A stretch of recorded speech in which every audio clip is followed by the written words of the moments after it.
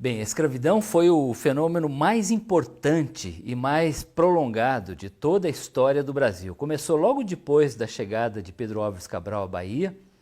Curiosamente, a escravidão primeiro foi indígena, os portugueses tentaram escravizar os indígenas, não conseguiram na totalidade, do jeito que eles queriam, porque junto com os europeus chegaram também as doenças. Então o Brasil matou, em média, 1 milhão de indígenas a cada 100 anos, até a chegada da corte de Dom João em 1808, de sarampo, varíola, gripe e uma série de outras doenças que eram desconhecidas no Brasil. E aí a solução, entre aspas, para os colonizadores europeus foi recorrer à mão de obra escrava africana. Então estima-se que por volta de 1540 começaram a chegar os escravos africanos no Brasil. E aí os números são impressionantes. Até 1850, que é o ano da Lei Eusébio de Queiroz, que acabou com o tráfico negreiro, entraram no Brasil 5 milhões de escravizados africanos. Isso dá o total de 40% de todos os 12 milhões e meio de cativos africanos que vieram para a América. 1 milhão e 800 morreram na travessia do Atlântico. E esse número também é impressionante, porque se você dividir pelo número de dias ao longo de 350 anos, isso dá 14 cadáveres, em média, lançados ao mar todos os dias ao longo de 3 séculos e meio. E o Brasil foi também o país que mais resistiu a acabar com o tráfico negreiro e o último a acabar com a escravidão formalmente em 1888, com a Lei Áurea. Mas eu diria que a escravidão acabou legalmente no Brasil, mas na prática não. Os grandes abolicionistas do século XIX, Joaquim Nabuco, André Rebouças, Luiz Gama, José do Patrocínio, eles defendiam a ideia de que deveria haver 2 abolições, ou pelo menos a abolição em 2 etapas. Primeiro, a abolição formal, que de fato aconteceu, quando o Brasil parou de comprar e vender gente como mercadoria. Mas a segunda abolição seria a incorporação dos ex-escravos e os seus descendentes na sociedade brasileira na condição de cidadãos de plenos direitos, com educação, com moradia, com trabalho, com todas as oportunidades que eram oferecidas à população de origem europeia, branca. Isso o Brasil jamais fez. O Brasil abandonou os seus ex-escravos e descendentes à própria sorte.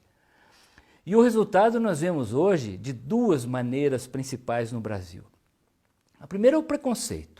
O Brasil é um país profundamente preconceituoso, embora nós tenhamos construído um mito a nosso respeito, de que nós seríamos uma grande democracia racial, de que a escravidão no Brasil teria sido mais benévola, mais patriarcal, mais boazinha. Isso não é verdade. A escravidão no Brasil, como em qualquer lugar do mundo, foi baseada na violência. A violência é o meio de submissão de um ser humano pelo outro na forma de cativeiro, de escravidão. E nós somos, sim, um país profundamente preconceituoso, como nós vemos todo dia nas redes sociais. Os nossos jogadores de futebol são abusados, os nossos jogadores negros nos estádios, pela cor da pele. Mas a segunda consequência aparece nas estatísticas. Por qualquer indicador social que nós tentemos medir no Brasil, educação, moradia, segurança, saneamento, saúde, há um abismo de oportunidades entre a população branca e a população afrodescendente.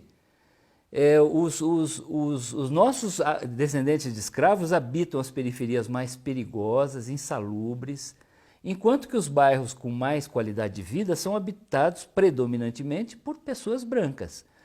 Um homem negro no Brasil tem 8 vezes mais chances de ser vítima de homicídio do que um homem branco.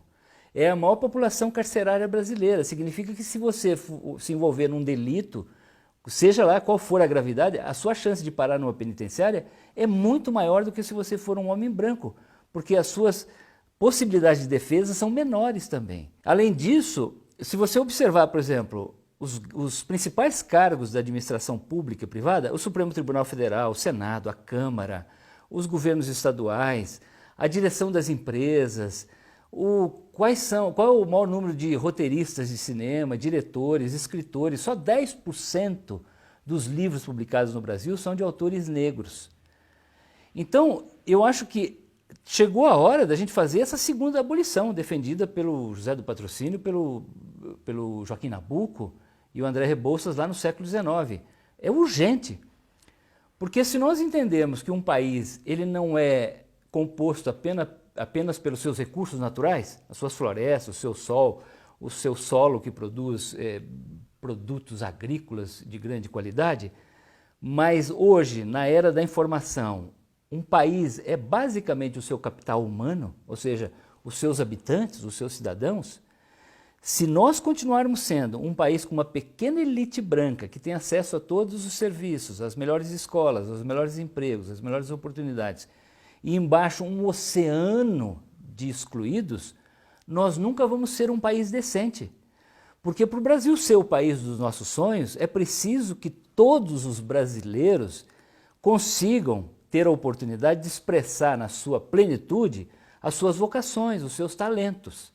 Aí sim nós seremos um país que vai ganhar prêmio Nobel, que vai inovar, que vai fazer coisas interessantes. Enquanto nós não fizermos essa segunda abolição, nós seremos um país atrasado, porque nós seremos um país que não dá oportunidade a todos os seus habitantes, a todos os seus cidadãos, de expressarem os seus talentos, as suas vocações. Então eu diria que a escravidão, ela não é apenas um assunto de museu, um assunto de livro. Ela é uma realidade concreta no Brasil de hoje, nesse começo do século XX. Aparece na forma de preconceito e aparece na forma de desigualdade social. E quando nós falamos de desigualdade social no Brasil, basicamente nós estamos falando de legado da escravidão. E por isso que eu defendo que a escravidão não é assunto apenas de interesse da nossa população afrodescendente, é de todos nós brasileiros.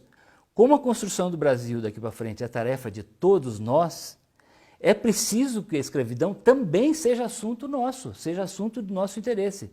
Então, como é que a gente enfrenta isso? Primeiro estudando.